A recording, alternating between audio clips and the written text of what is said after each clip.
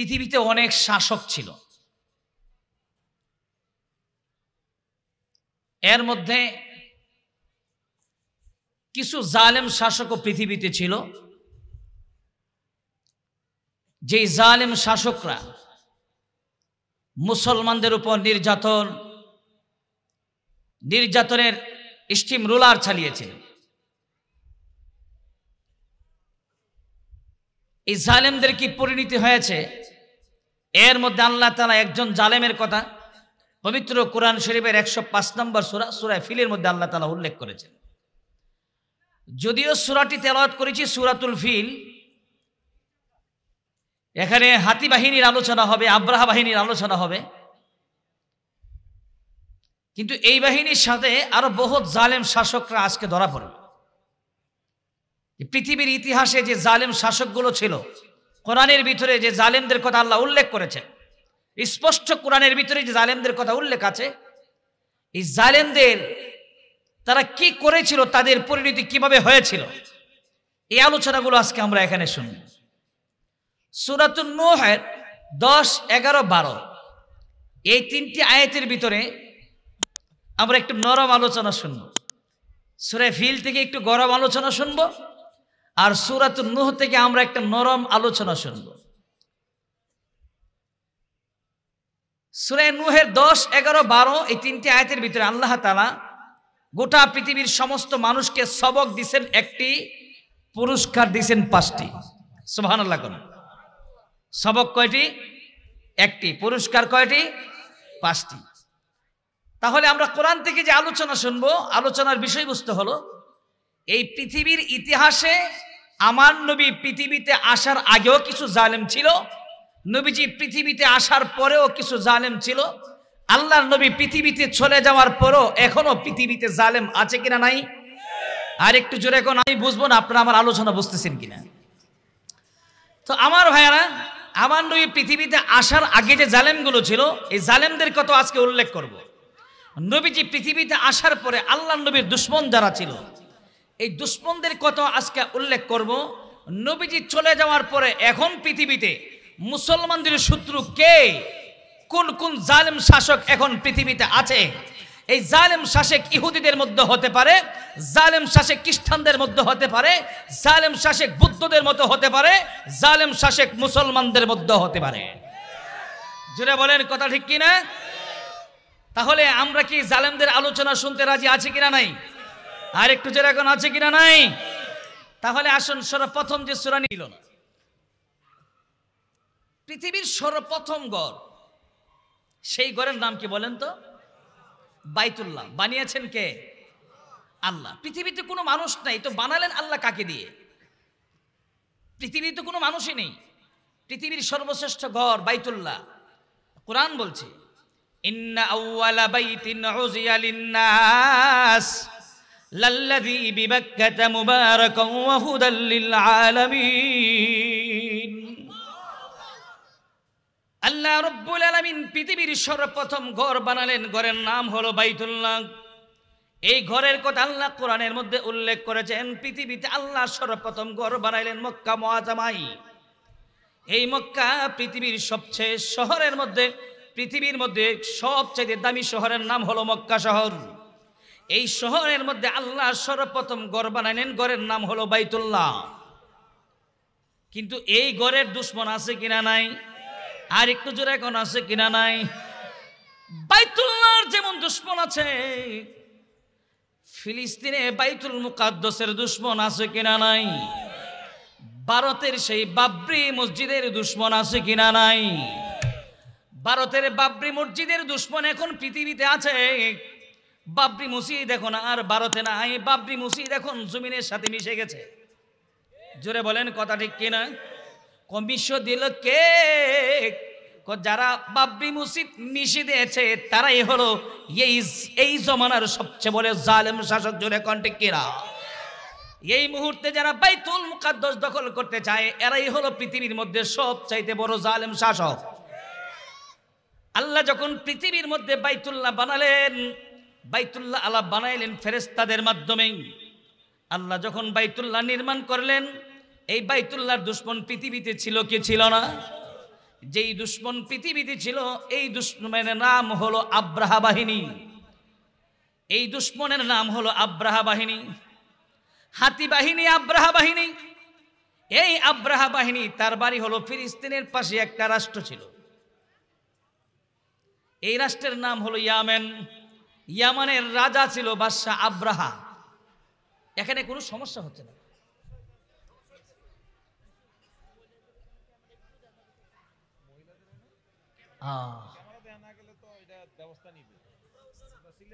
বাচ্চারা কেউ উঠবে না, কেউ উঠবে না, আমরা আলোচনা চলুক। কি বলেন? এটা অবশ্যই পরিচালনা কমিটি আছে, তারা এটা বাহিরের জিনিসগুলো দেখবো। কি বলেন? যারা পরিচালনা কমিটি আছেন তারা বাহিরের জিনিসগুলো দেখেন। মানুষগুলো এখান থেকে দৌড় শুরু করে দিয়েছে, অতি তাড়াতাড়ি এটা মিটমাট করেন। আমার ভাইরা যেটা বলতেছিলাম, তো বাদশাহ আব্রাহা ইয়ামানের রাজা। ইয়ামানের রাজা বাদশাহ আব্রাহা বাইতুল্লাহকে ধ্বংস করে দিতে চায়।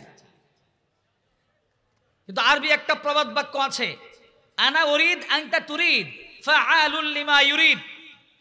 আমি যা ইচ্ছা করি, আপনি যা ইচ্ছা করেন তা হবে না, আমার আল্লাহ যা ইচ্ছা করেন তাই হবে। চিৎকার দিয়ে এখন সুবহানাল্লাহ। আল্লাহ যা ইচ্ছা করেন তাই হবে। ইয়ামানের রাজা বাদশাহ আব্রাহা সেই বাইতুল্লাহ ধ্বংস করতে চেয়েছিল, ষড়যন্ত্র করেছিল মুসলমানদের হৃদয়ের স্পন্দন সেই বাইতুল্লাহ ধ্বংস করে দিবে। ঘর বানিয়েছে কে? আর একটু জোরে বলেন কে? পৃথিবীর কোনো মানুষ বানিয়েছে? আল্লাহ বানিয়েছেন, আল্লাহর ঘর। আর সেই ঘরকে ভেঙে দিতে চায় আল্লাহর তৈরি মানুষ আব্রাহা বাহিনী। ইয়ামানের রাজা বাদশাহ আব্রাহা ভেঙে দিতে চায়। এই যে আলোচনা শুরু হলো, আলাম তারা কাইফা ফাআলা রাব্বুকা বিআসহাবিল ফিল আলাম ইয়াজআল কাইদাহুম ফি তাদলিল ওয়া আরসালা আলাইহিম তায়রান আবাবিল।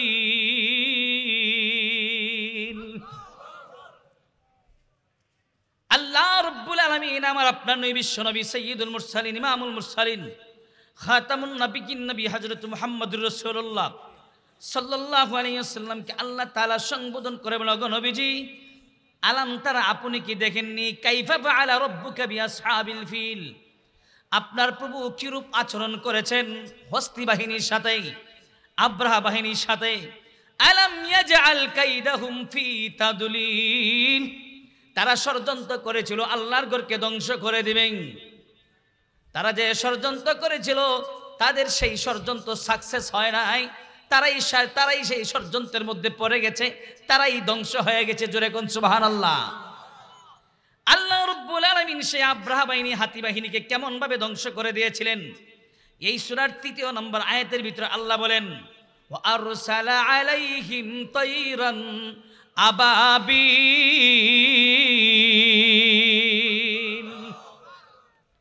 আল্লাহর কাছে অস্ত্র আছে কিনা নাই?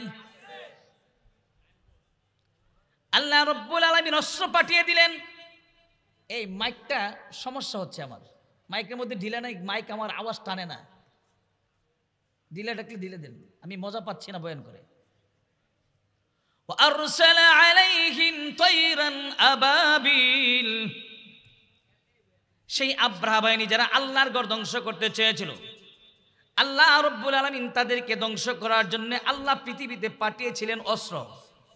সেই অস্ত্রের নাম আল্লাহ এখানে উল্লেখ করেছেন ৩ নম্বর আয়াতের ভিতরে, ওয়া আরসালা আলাইহিম তায়রান আবাবিল। আল্লাহ যাকে যাকে পাখি আল্লাহ পৃথিবীতে পাঠিয়েছিলেন। এখানে অনেক উলামায়ে কেরাম এখানে ব্যাখ্যা করে আবাবিল মানে হলো আবাবিল পাখি।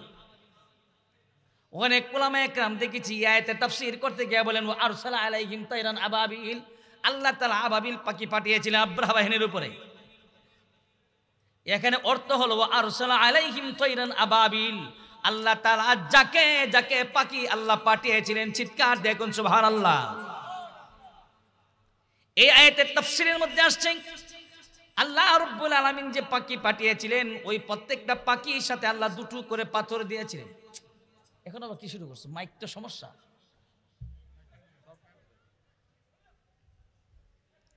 ওয়া আরসালা আলাইহিম তায়রান আবাবিল,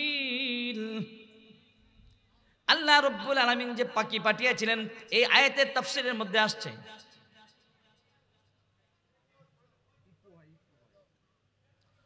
প্রত্যেকটা পাখির সাথে আল্লাহ তাআলা দুটো করে পাথর দিয়েছিলেন। কয়টা পাথর? আল্লাহ পাঠিয়েছিলেন পাখি, আবার পাখির সাথে আল্লাহ অস্ত্র দিয়ে দিলেন। এক তো পাখি, একটা অস্ত্র। আবার এই পাখির সাথে আল্লাহ দুটো করে পাথর দিয়েছিলেন। প্রত্যেকটা পাথরের মধ্যে আল্লাহ রাব্বুল আলামিন নাম লিখে দিয়েছিলেন। তাফসীরের মধ্যে আসছে প্রত্যেকটা পাথরের মধ্যে আল্লাহ নাম লিখে দিয়েছিলেন। আর আল্লাহ বলেছিলেন, পাখি রে, যারে পাখি যাও, আমি আল্লাহ তোমাদেরকে ছেড়ে দিলাম। আমার আল্লাহর ঘর বাইতুল্লাহকে ধ্বংস করার জন্য ইয়ামানের রাজা বাদশাহ আবরাহা আসছে। আমার ঘর ধ্বংস করে দেওয়ার জন্য যারে পাখি যাও, আমি আল্লাহ তোমাদেরকে ছেড়ে দিলাম। উপর থেকে দেখা দেখা পাথরগুলোকে নিক্ষেপ করো। চিৎকার দেখুন সুবহানাল্লাহ। আল্লাহ রাব্বুল আলামিন পাখিগুলো পাঠিয়ে দিলেন। প্রত্যেকটা পাখির সাথে দুটো করে পাথর দিলেন। তারমিহিম বিহিজারাতিন মিন সিজ্জিল,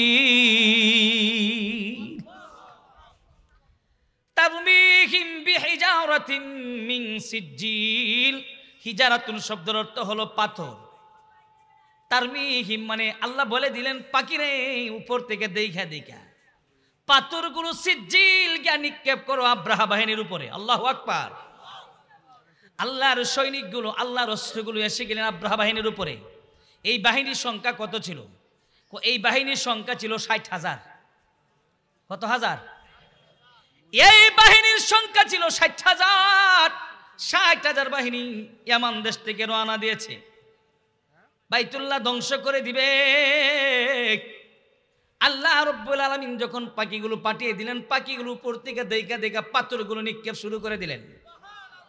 আর একটু জোরে এখন সুবহানাল্লাহ। আগে কোরআন থেকে তাফসীর শুনেন, তারপরে বাস্তবের সাথে মিলাবো, বর্তমানের সাথে মিলাবো। সুবহানাল্লাহ কোন এ ভাইরা আমার, আল্লাহ রাব্বুল আলামিন যখন পাঠিয়ে দিলেন, পাথরগুলো উপর থেকে দেখে দেখে যখন নিক্ষেপ শুরু হয়ে গেল, তাদের অবস্থাটা কেমন হলো? আল্লাহ রাব্বুল আলামিন শেষ আয়াতের মধ্যে আল্লাহ বলেন, ফাজআলাহুম কাআসফিম মাআকুল। গরু ঘাস খাইলে ঘাসের যেমন অস্তিত্ব থাকে না, মহিষ ঘাস খাইলে ঘাসের যেমন অস্তিত্ব থাকে না, আল্লাহ রাব্বুল আলামিন হাতি বাহিনী, আব্রাহা বাহিনী, সেই ইয়ামানের রাজা আব্রাহা বাহিনীকে আল্লাহ তাআলা 60,000 বাহিনীকে আল্লাহ তাআলা এমন ভাবে ধ্বংস করে দিয়েছিলেন, তাদের কোনো অস্তিত্বই পৃথিবীতে ছিল না। সুবহানাল্লাহ কোন সেই আল্লাহ এখনো আছে কিনা নাই? আর একটু জোরে এখন আছে কিনা নাই? এই তো গেল মাত্র সূরার তরজমা। এরপরে আসবে সূরার তাফসীর, এরপরে আসবে আল্লাহ কেন এই সূরাটা নাজিল করলেন। শুধু এই সূরা না, আল্লাহ রাব্বুল আলামিন, আল্লাহ নবী পৃথিবীতে আসার আগে বহুত জালেম পৃথিবীতে ছিল। ওই জালেমদের কথাগুলো আল্লাহ তাআলা কোরআনে উল্লেখ করেছেন, আমার নবীকে জানায়া দিয়েছেন, ওগো নবীজি আপনি পৃথিবীতে আসার মাত্র 52 দিন আগের ঘটনা। কতদিন? আমার নবী পৃথিবীতে আসার মাত্র 52 দিন আগের ঘটনা। আব্রাহা বাহিনী গিয়েছিল বাইতুল্লাহ ধ্বংস করার জন্য। কেন এবার তারা বাইতুল্লাহ ধ্বংস করতে দিয়েছিল? বাইতুল্লাহ আবার কি দোষ করেছে? আল্লাহর ঘর কি দোষ করেছে? কেন এবার তারা বাইতুল্লাহ ধ্বংস করতে চেয়েছিল? এখনো সেই আব্রাহা বাহিনীর মতো এমন জালেম শাসক এখনো পৃথিবীতে আছে কিনা নাই? আর একটু জোরে এখন আছে কিনা নাই? বর্তমান জমানার মধ্যে এই আব্রাহা বাহিনীর মতো জালেম, 1 নাম্বার জালেমের নাম হলো নেতানিয়াহু, 2 নাম্বার জালেমের নাম হলো মোদি। জোরে এখন ঠিক কি না? গরম হবেন একটু পরে, আগে তাফসীর গুলো করি, পরে আমার গরম কোনো দাম নারী গরম হবেন। আমার ভাইয়েরা ভালো করে বুঝবেন, আব্রাহা বাহিনীর পতন হয়েছে। আল্লাহ রাব্বুল আলামিন পাখি পাঠিয়েছিলেন, পাথরের মাধ্যমে আল্লাহ তাদেরকে ধ্বংস করে দিয়েছেন।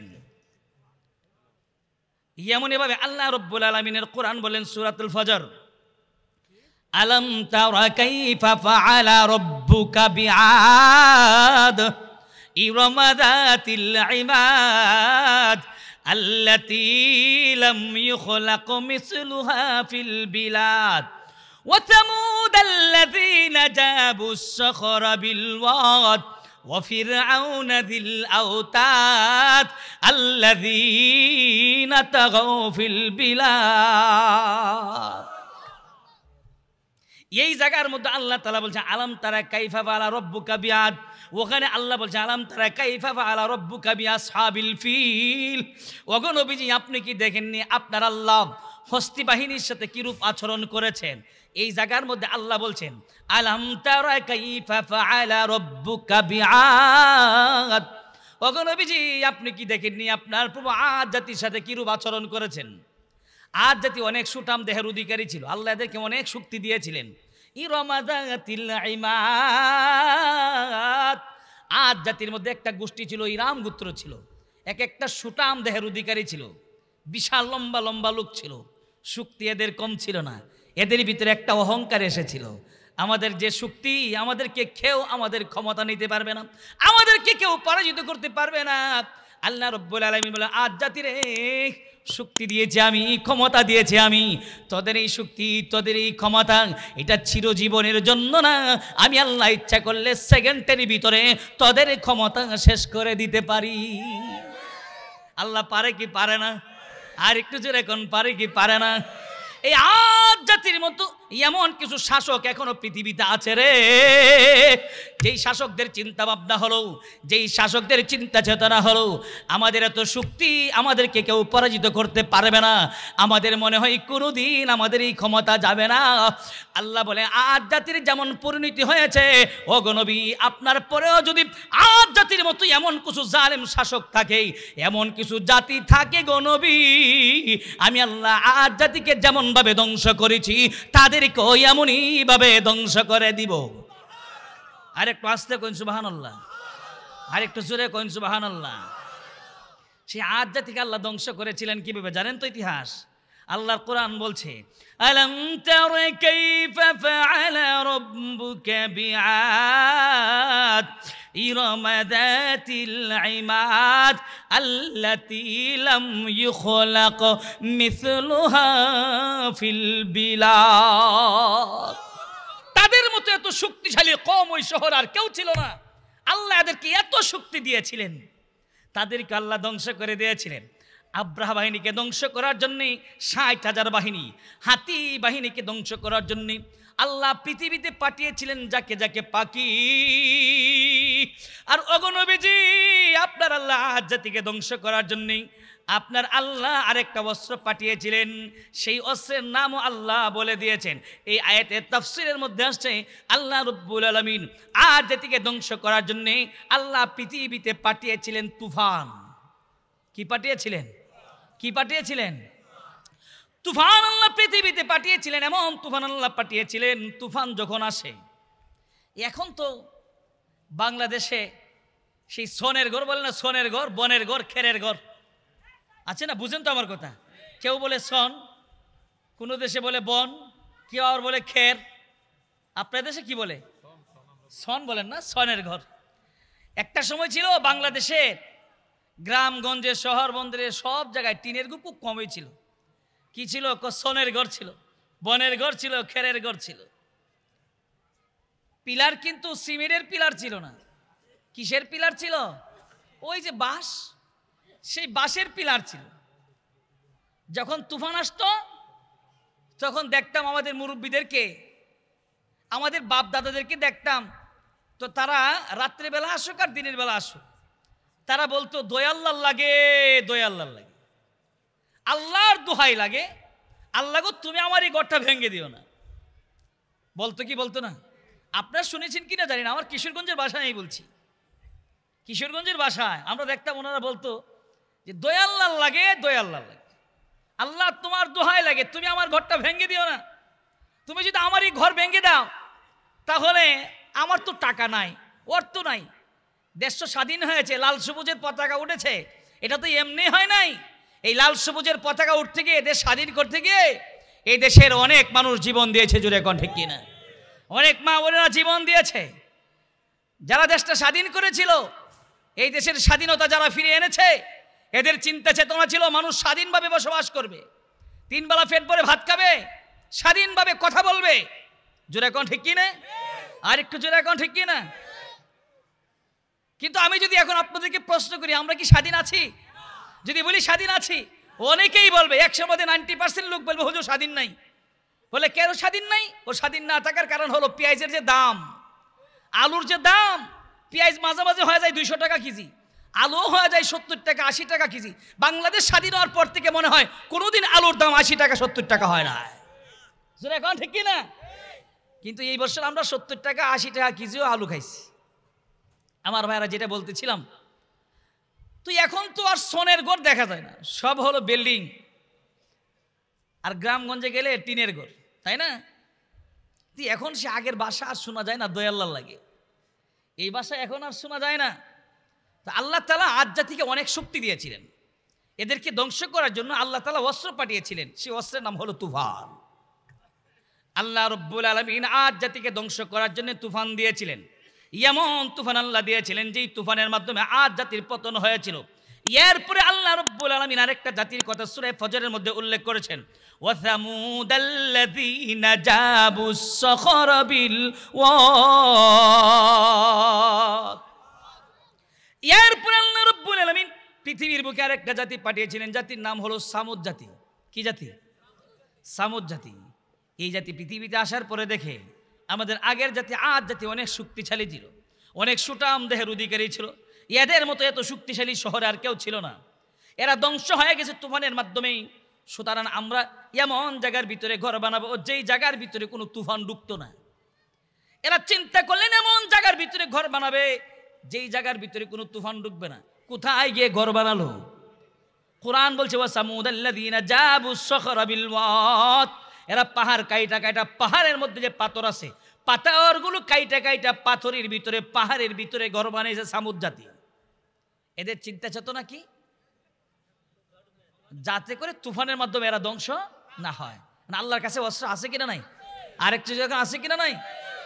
আল্লাহ রব্বুল আলামিনের কাছে অস্ত্র আছে। আল্লাহ বলে সামুদ জাতি নেই, ঘর বানাইলা তোমরা পাহাড় কাইটা কাইটা, পাহাড়ের ভিতরে ঘর বানাইলা। তোমাদের চিন্তা চেতনা হলো তুফানের মাধ্যমে তোমরা ধ্বংস হইবে না।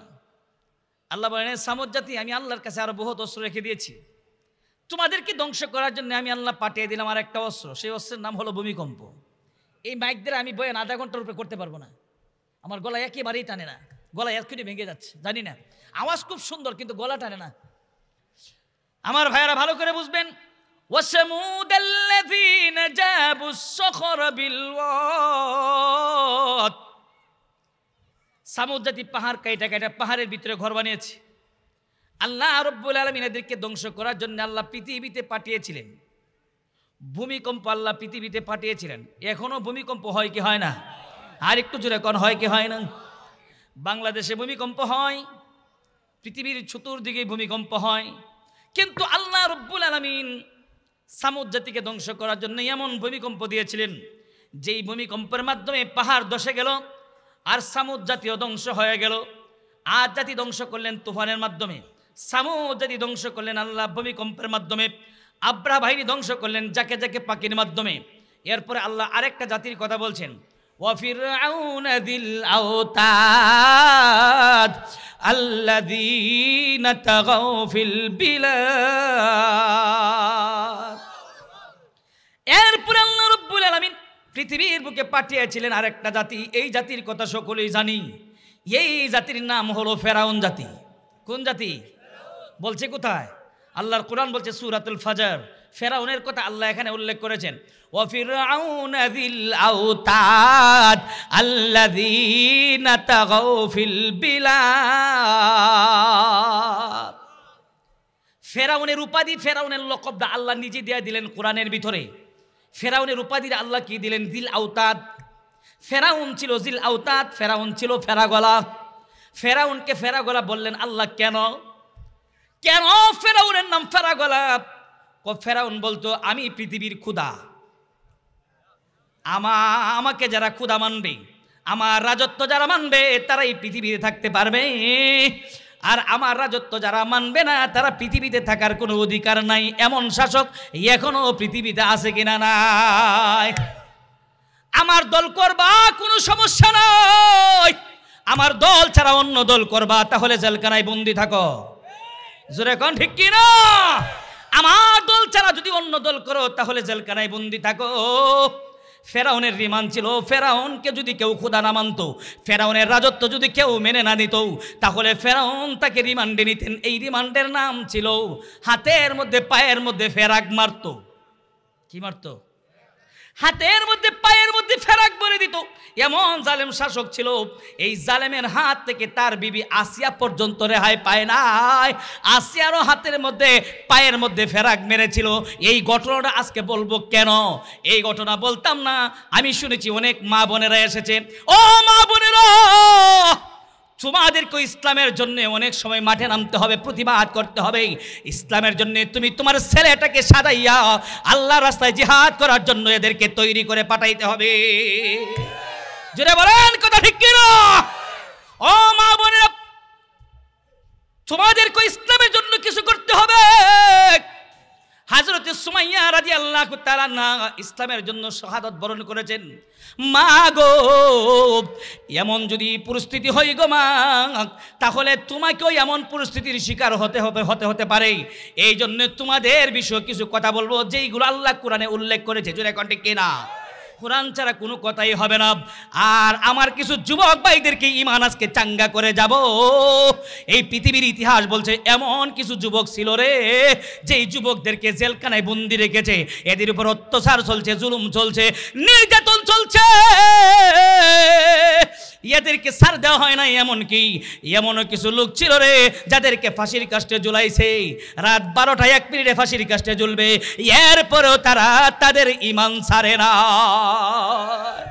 জোরে বলেন কথা ঠিক কি না? আমার বাইরে তাহলে আসুন, ফেরাউন ছিল একটা জালেম শাসক। বর্তমান জমানায় যারা শাসক আছে পৃথিবীতে, যারা ক্ষমতায় বসা আছে, এই শাসকরা একভাবে আছে, আর আগের যুগের শাসকরা আরেকভাবে ক্ষমতায় ছিল। আগের যুগের শাসকদের কাছে একজন গণক থাকতো, সে বলে দিত আগামী দিনে আপনার এটা হবে আপনার ভবিষ্যৎ। সেম ফেরাউনের কাছে একজন গণক ছিল। আয়াতের তাফসীরের মধ্যে আসছে ফেরাউনের কাছে একজন গণক ছিল। গণক বলে দিল, ও বাদশাহ, আপনি যদি আপনার গুদি ধরে রাখতে চান, আপনি যদি আপনার ক্ষমতা ধরে রাখতে চান, আপনি যদি আপনার চেয়ার ধরে রাখতে চান, আপনি যদি পৃথিবীর মধ্যে বাদশাহী করতে চান, তাহলে আপনাকে একটা কাজ করতে হবে। কি কাজ? কি কাজ করতে হবে বলো? উচিরি এক বালক পৃথিবীতে আসবে, যেই বালকের নাম হবে মুসা পয়গম্বর। কি নাম? যেই বালকের নাম হবে মুসা পয়গম্বর। এই মুসা পয়গম্বর যদি পৃথিবীতে আসে, তাহলে আপনার রাজত্ব থাকবে না, আপনার চেয়ার থাকবে না, আপনার পতন ঘটাবে মুসা পয়গম্বর। সুবহানাল্লাহ কর, আর একটু জোরে কোন সুবহানাল্লাহ। যারা জালেম শাসক হয়, এরা এদের ক্ষমতা টিকিয়ে রাখার জন্য যা মনে চাই তাই করতে পারে। জোরে কোন ঠিক কিনা? যা মনে চাই তাই তারা করতে পারে। সেই ফেরাউন তার ক্ষমতা ধরে রাখার জন্য, তার বাদশাহী টিকিয়ে রাখার জন্য সে তার সেনাবাহিনীদেরকে বলল, এ সেনাবাহিনীরা, তোমরা একটা কাজ করতে হবে। কি কাজ করব? পৃথিবীর মধ্যে যত গর্ভবতী মহিলা আছে, কোরআন বলছে পৃথিবীর মধ্যে যত গর্ভবতী মহিলা আছে, সমস্ত গর্ভবতী মহিলাদেরকে হত্যা করবা। নাউজুবিল্লাহ কর, আরেকটু জোরে কর নাউজুবিল্লাহ। আমার ক্ষমতা নাকি চলে যাবে ওই বালক আসলে, সুতরাং যত গর্ভবতী মহিলা আছে সবগুলোকে মেরে ফেলো। ফেরাউন তার রাজত্ব টিকিয়ে রাখার জন্য, ফেরাউন তার বাদশাহী টিকিয়ে রাখার জন্য, ফেরাউন তখন পৃথিবীর ইতিহাস বলছে, কোরআন বলছে, তাফসীর বলছে, ফেরাউন তার গদি টিকিয়ে রাখার জন্য, সে তার রাজত্ব টিকিয়ে রাখার জন্য সেই সময়ে যত গর্ভবতী মহিলা আছেন সবগুলোকে হত্যা করলেন। জোরে কর নাউজুবিল্লাহ। কিন্তু একটু আগে বলেছেন আরবি একটা প্রবাদ বাক্য আছে, আনা উরিদ আনতা তুরিদ ফাআলুল লিমা ইউরিদ। আমি যা ইচ্ছা করি, আপনি যা ইচ্ছা করেন তা হবে না, আমার আল্লাহ যা ইচ্ছা করেন তাই হবে। চিৎকার দিয়ে কন্যা সুবহানাল্লাহ। আল্লাহ রাব্বুল আলামিন বলে, ফেরাউন, বাদশাহী তো আমি আল্লাহ তোকে দান করেছি, এই রাজত্ব আমি আল্লাহ তোকে দান করেছি, তোর এই রাজত্ব আমি আল্লাহ নিতে আমার একটা সেকেন্ডও সময় লাগবে না। তবে ফেরাউন শুন, আমি আল্লাহ তোকে এখনই নিব না, আমি আল্লাহ দেখব তুই কত জুলুম করতে পারিস। করতে থাক তুই জুলুম, আর মুসলিমের চোখের পানি আমি আল্লাহর কাছে কবুল হয়ে যাচ্ছে।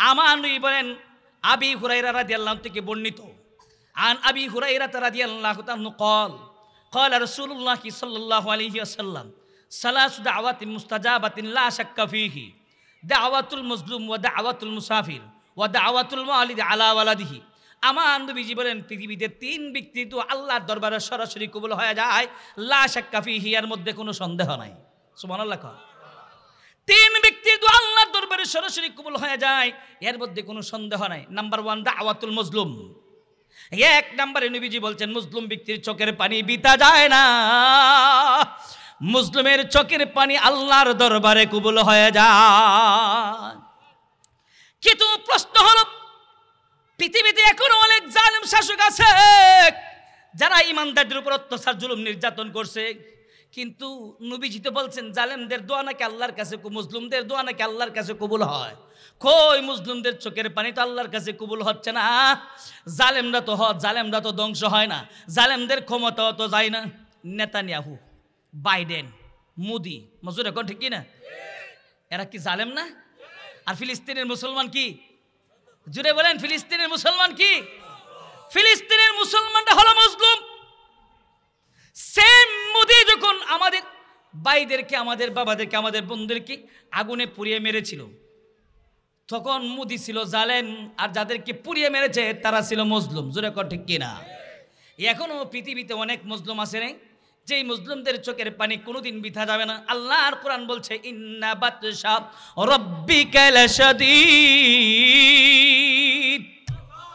আল্লাহ জালেমদেরকে সুযোগ দেয় কিন্তু আল্লাহ জালেমদেরকে ছেড়ে দেয় না জোরে কর ঠিক কিনা আল্লাহ বলে দেখি জালেমরা কতটুকু অত্যাচার করতে পারে জুলুম করতে পারে আমার আল্লাহর দরা বড় শক্ত দরা আমি আল্লাহ যখন ধরবো তখন আর জালেমরা পালাইতে পারবে না ধরে না ধরলে আল্লাহ জোরে কর ঠিক কিনা ফেরাউনের নাম হলো ফেরাগোলা কি হলা ফেরাউন অত্যাচার জুলুম নির্যাতন শুরু করেছে সব গর্ভবতী মহিলা মেরে ফেললেন আল্লাহ কো ফেরাউন তোকে ধ্বংসের জন্য আমি আল্লাহ পাঠিয়ে দিলাম মুসা পয়গম্বরকে সুবহানাল্লাহ কোন মুসা পয়গম্বর এসে গেছে পৃথিবীতে মুসা ইতিহাস আমরা শুনেছি মুসা পয়গম্বরের আম্মা তাকে বাক্সুর ভিতরে ভরে সাগরের মধ্যে ভাসিয়ে দিলেন আমাদের কিশোরগঞ্জের একটা ভাষা বলি যেখানে বাঘের ভয় সেখানেই রাত পোহায় জোরে কোন ঠিক কি না যেখানে বাঘের ভয় সেখানেই রাত পোহায় সেই বাক্স এটা বাঁচতে বাঁচতে সাগরের মধ্যে বিরল গিয়ে কোথায় ফেরাউনের ঘাটে গিয়ে বিরেছে বিবি আসিয়া চলে গেছে সাগরে গিয়া দেখে আসিয়ার তো কোনো ছেলে নাই ফেরাউনেরও কোনো ছেলে নাই আসিয়ার ছেলে নাই তো ফেরাউনের ছেলে থাকবে কেমনে গিয়া দেখে বাস্কর ভিতরে সুন্দর ফুটফুটে একটি বাচ্চা আসিয়া আনন্দ চিত্তে বাচ্চাটাকে কুলে নিলেন এই বাচ্চাই যে আগামী দিনের মুসা হবে এটা তো আর আসিয়া জানে কি বলে আসিয়া জানে ফেরাউন জানে ফেরাউনও জানে না আসিয়াও জানে না ছেলে একটা পাইছে ছেলেকে কুলে নিয়ে বাড়িতে চলে আসছে আয়েশা বলে বাদশা ও আমার স্বামী ওই যে দেখো আমাদের তো ছেলে নাই সাগরে গিয়েছিলাম দেখো কত সুন্দর একটা বাচ্চা পেয়েছি চিৎকার দেখো না সুবহানাল্লাহ এখন আরেকটা কথা বলে গ্রামগঞ্জে সুরের মন পুলিশ সুরের মন চুর সবসময় মনে মনে ভাবে না জানি পুলিশ এখন আমাকে ধরে চুরের মন পুলিশ তো ফেরাউন তো সেই সময় চোর কেন বিবি আসিয়া যখন বলল এই যে দেখো কত সুন্দর ফুটফুটে বাচ্চা ফেরাউন ডাক দেখো আসিয়া যত গর্ভবতী মহিলা আছে সব মেরে ফেললাম তো এই বাচ্চা আসলো কেমনে এইটাই না আগামী দিনের মুসা হয় আর এই বাচ্চাই না আমার পতন ঘটায় ওর ভিতরে চিন্তা ঢুকে গেছে টেনশন ঢুকে গেছে সেম কোন জালেম শাসক যখন দেখে এই লোকটা তার পথের কাঁটা তখন তাকে হয়তো দেশ থেকে দেশান্তর করে দেয় নয়তো বা তাকে জেলখানায় বন্দী করে রাখে জোরে বলেন কথা ঠিক কি না তবে একটা কথা আপনাদেরকে বলে দিয়ে দেই ইসলাম জিন্দা होता है हर কারবালা কি বাত যদি ইসলামের ইতিহাস দেখেন তাহলে ইসলাম জিন্দা হয়েছে কারবালার প্রান্তের মাধ্যমে ইসলাম জিন্দা হয়েছে রক্তের বিনিময়ে কে দিয়েছে রক্ত দিয়েছে বিশ্ব নবী সাইয়্যিদুল মুরসালিন ইমামুল মুরসালিন খাতামুন নবিয়্যিন নবী হযরত মুহাম্মদুর রাসূলুল্লাহ সাল্লাল্লাহু আলাইহি ওয়াসাল্লাম রক্ত দিয়েছে কোথায় রক্ত দিয়েছে রাসূল তায়েফের ময়দানে রক্ত ঝরিয়েছে দাওয়াত প্রচার করতে গিয়ে। শুধুমাত্র তাই না, এক তো দাওয়াত প্রচার করতে গিয়ে রক্ত দিয়েছে। সেই সময় তো রসুল যুদ্ধ করতে যায়নি। রসুল কি সেই সময় যুদ্ধ করতে গিয়েছিলেন? রসুল মানুষকে দ্বীনের দাওয়াত দেওয়ার জন্য গিয়েছিলেন। কিন্তু কিছু মানুষ আছে তারা দ্বীনের দাওয়াতটা পর্যন্ত পছন্দ করে না, জোরে কোন ঠিক কিনা? আবার সেই নবী যুদ্ধ করেছেন। কে বলে ইসলাম শুধু নরমের নাম? ভালো করে বুঝেন, শুধু আল্লাহর হুকুম মানো, নবীর তরিকায় চলো, দুনিয়াতে শান্তি আখিরাতে শান্তি। এই শান্তি যদি পেতে চাও আল্লাহর রাস্তায় এক চিল্লার জন্য যাও। এই শান্তি যদি পেতে চাও আল্লাহর রাস্তায় 3 চিল্লার জন্য যাও। শুধুমাত্র চিল্লা দিয়া 3 চিল্লা দিয়ে ইসলামী হুকুমত কায়েম হবে না। জোরে বলেন কথা ঠিক কি না? ইসলামী হুকুমত যদি কায়েম করতে চাও, যেমন ভাবে আল্লাহর হুকুম মানো, নবীর তরিকায় চলো, এই দাওয়াত যেমন ভাবে দিতে হবে সেম। আবার যখন কোন নাস্তিক, কোন মুরতাদ, কোন জালেম ইসলামের বিরুদ্ধে চলে যায়, আলেমদেরকে জেলখানায় বন্দী করে রাখে, তখন রাস্তায় নামতে হবে, প্রয়োজনে জীবন দিতে হবে, নিজের গায়ে গুলি নিতে হবে। জোরে কথা ঠিক কি না?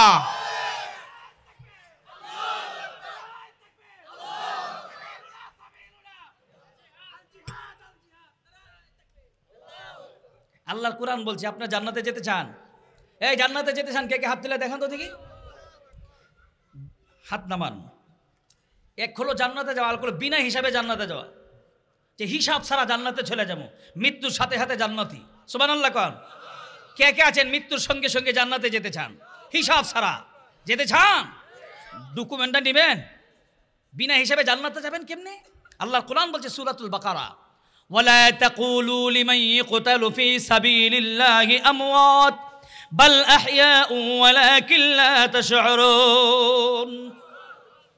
খোদার পথে যারা শহীদ হলেন, খোদার পথে যারা শহীদ হলেন, তোমরা তাদের মৃত বলো না, তোমরা তাদের মৃত বলো না।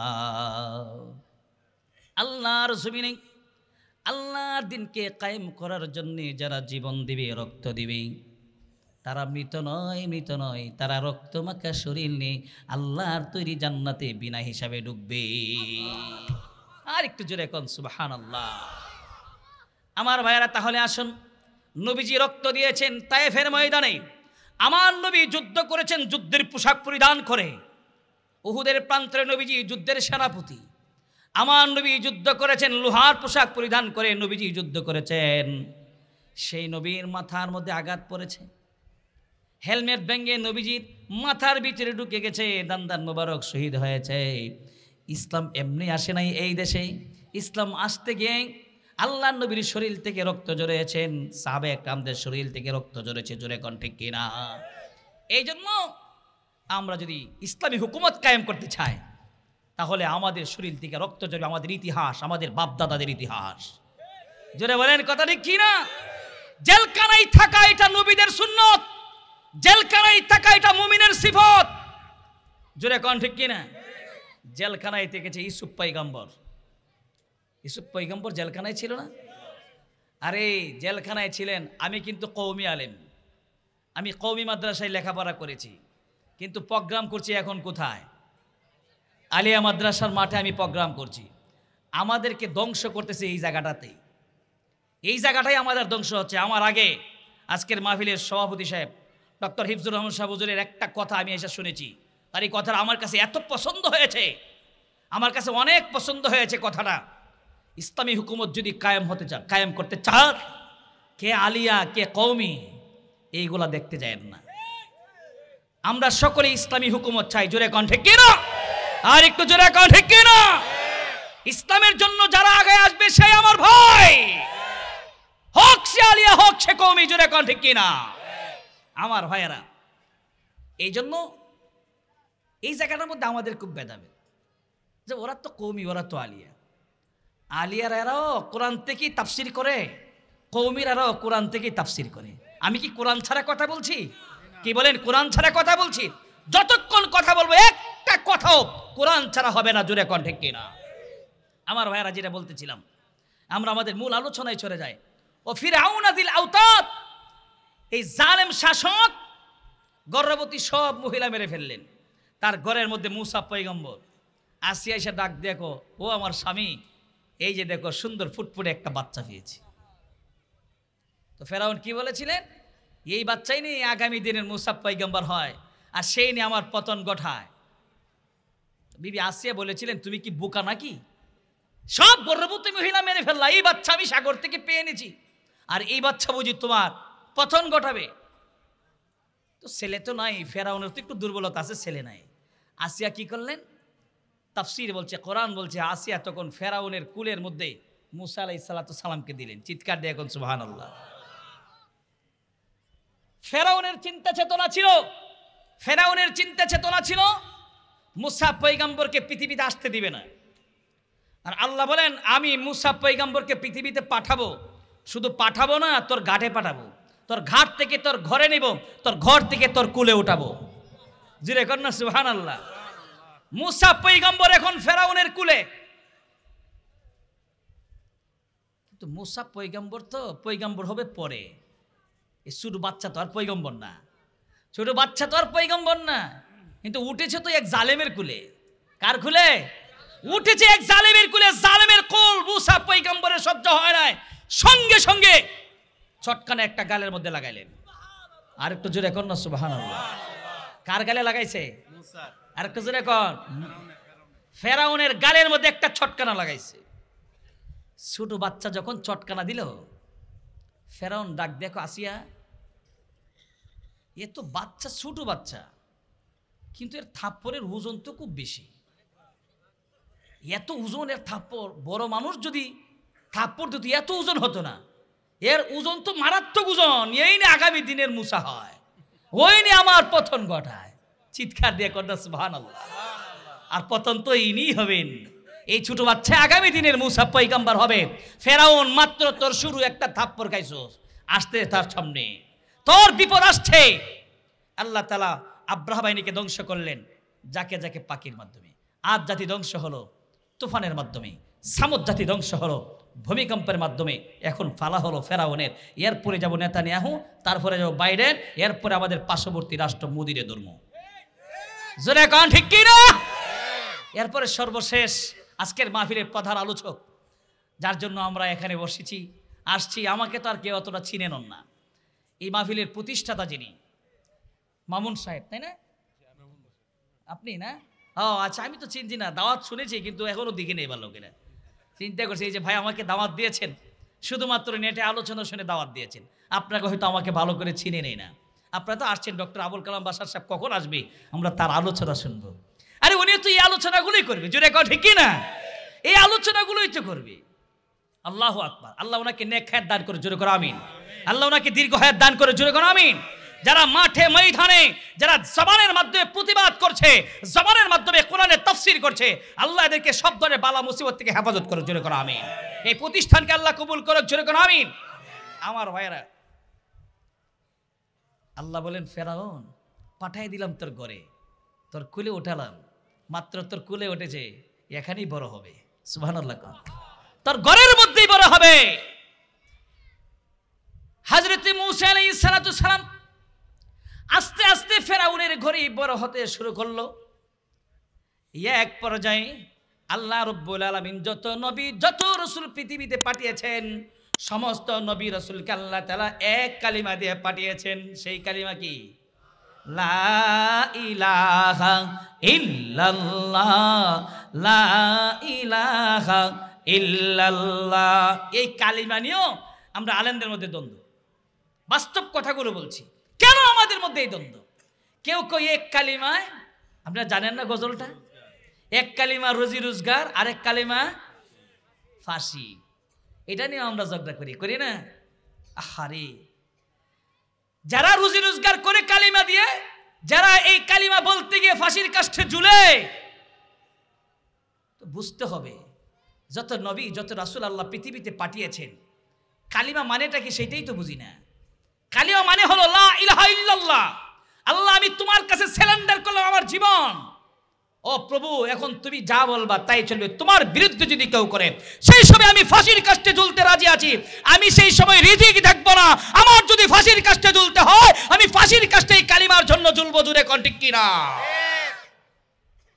আমার ভাইয়েরা, ভেদাভেদ ভুলে গিয়ে আমরা সকলে এক হয়ে যাই। আর যেদিন আমরা সকলে এক হতে পারবো, এই দেশে সেই দিনই ইসলামী হুকুমত কায়েম হবে। সেই দিনের অপেক্ষা আছি, কখন ইসলামী হুকুমত কায়েম হবে আর কখন মানুষগুলো 5 ওয়াক্ত নামাজ সংসদের মধ্যে ঘোষণা হবে। 5 ওয়াক্ত নামাজ জামাতের সাথে আদায় করতে হবে। আর যতদিন ইসলামী হুকুমত কায়েম না হবে ততদিন ওয়াজ চলবে ঠিক, কিন্তু সংসদে এই বিধান চালু হবে না। সংসদে এই বিধান চালু হবে না। কি বলেন, সংসদে কি এই বিধান চালু হয়? আস-সারিকু ওয়াস-সারিকাতু ফাকতু আইদিয়াহুমা, যারা চুরি করবে তাদের হাত কেটে দাও। এই সংবিধানে তো এই বিধান চালু হয় না, কোনো এমপিও বলে না। কিন্তু ঠিকই নির্বাচনের সময় আসলে বলে, যদি আমি সংসদে যেতে পারি আমি এটা করব, সেটা করব, এই করব, সেই করব। যেই দিন ইসলামী হুকুমত কায়েম হবে সেই দিন কোরআনের বিধান সংসদের মধ্যে কায়েম হবে। জোরে বলেন কথা ঠিক কি না?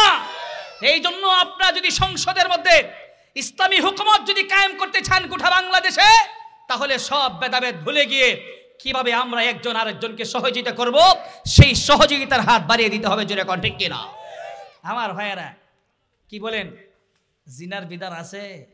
কোরআন বলছে আয-যানিয়াতু ওয়াজ-যানি ফাজলিদু কুল্লা ওয়াহিদুম মিনহা মিয়াতা জালদা। যদি কেউ জিনা করে তাহলে তাকে কি করো? তাকে জিনার বিধান 2টা। অবিবাহিত যদি হয় তাহলে বিচার একটা, আর যদি বিবাহিত হয় তাহলে বিচার হলো আরেকটা। অবিবাহিত হলে তার বিচার হলো 100 বেদের আঘাত, আর যদি বিবাহিত হয় তাহলে তার বিচার 2টা। একটাকে পাহাড়ের চূড়ায় নিয়ে যাও, পাহাড় থেকে ছেড়ে দাও। 2 নম্বর বিধান কি? 2 নম্বর বিধান হলো তাকে সঙ্গে সার করো। সঙ্গে সার কি? জনসমুদ্রের সামনে গর্ত করে গর্তের মধ্যে ফেলে দিয়ে চতুর্দিক থেকে পাথরের আঘাত করতে করতে তাকে বিদায় করে দাও। এটাই হলো ইসলামী হুকুমত, এটাই হলো শরীয়তের বিধান। জুড়ে কোন ঠিক কিনা? কিন্তু কোথায় চুরি করা হয়, হাত তো কাটা হয় না। কার কাটবেন হাত? কার হাত কাটতে যাবেন? চুরি হয়, চুরির বিরুদ্ধে কথা বলে না। এক চুর ধরা পড়েছে, গাঞ্জার বিরুদ্ধে কথা হয়, নেশার বিরুদ্ধে কথা হয়। আমার ভাইয়েরা, চুরের বিরুদ্ধে কথা বলে চুর কে ধরা পড়ছে? চেয়ারম্যানের বাতিজা। মজুর এখন ঠিক কিনা? আর বিচার আছে? চুর কে? এমপি সাহেবের বাতিজা। আর চুরের কোনো বিচার হয় না। ছেড়ে দাও আমার বাতিজা, এমপি সাহেবের বাতিজা। আহা, যদি ইসলামী হুকুমত কায়েম হয় এমপি সাহেবের বাতিজাকে সেটা দেখা হবে না। আল্লাহর কোরআন যা বলছে তাই হবে। জোরে কোন ঠিক কিনা? আর একটু জোরে কোন ঠিক কিনা? আমি আপনাদেরকে গ্যারান্টি দিয়ে বলতে পারি, আজকে আমাদের দেশে 14 ফেব্রুয়ারিতে যে বেহায়াপনা চলে, এই বেহায়াপনার মাধ্যমে আবার বাচ্চাও জন্ম নেয়। যদি বাংলাদেশে ইসলামী হুকুমত কায়েম হয় তাহলে অবৈধ মেলামেশা বাংলাদেশে চলবে না। একটা বিচারকারী বাংলাদেশে করে দেখেন, এরপর থেকে প্রত্যেকটা মেয়ে পর্দা করে চলতে হবে। অবৈধ মেলামেশা বাংলাদেশে চলবে না। যারা বলেন কথা ঠিক কি না? ভাই, হক কথা বললে তো একটু তিতাই লাগে। হক কথা একটু তিতা লাগে না? হক কথা একটু তিতা লাগে, কিন্তু তিতা লাগলেও বলতে হবে। বলছে কি? আল্লাহ কোরআনে বলছে, সবগুলোর দলিল আল্লাহ কোরআনে বলে দিয়েছে। যেই কথাটা বলতেছিলাম আমার ভাইয়েরা, তো ফেরাউনের ঘরে মুসা পয়গম্বর বড় হচ্ছে। কালিমার কথা বলছিলাম। আল্লাহর অর্ডার, ও মুসা কালিমুল্লাহ, তুমি একাত্মবাদের দাওয়াত দাও। কার দাওয়াত দাও? আল্লাহ ছাড়া কোনো মাবুদ। অনেক লম্বা ইতিহাস, তো আরেকটা আলোচনা নিয়েছি, সময় জানি কতক্ষণ গিয়ে জানি না, এই জন্য আমি শর্ট করে দিচ্ছি। এই ইতিহাসটা শর্ট করে দিচ্ছি, আমার ভাইয়েরা ভালো করে বুঝবেন। আল্লাহ তাআলা যত নবী, যত রাসূল আল্লাহ পৃথিবীতে পাঠিয়েছেন, সমস্ত নবী রাসূলকে আল্লাহ তাআলা এই কালিমা দিয়ে পাঠিয়েছেন। মাশাআল্লাহ, আলহামদুলিল্লাহ। সমস্ত নবী রাসূলকে আল্লাহ তাআলা এই কালিমা দিয়ে পাঠিয়েছেন।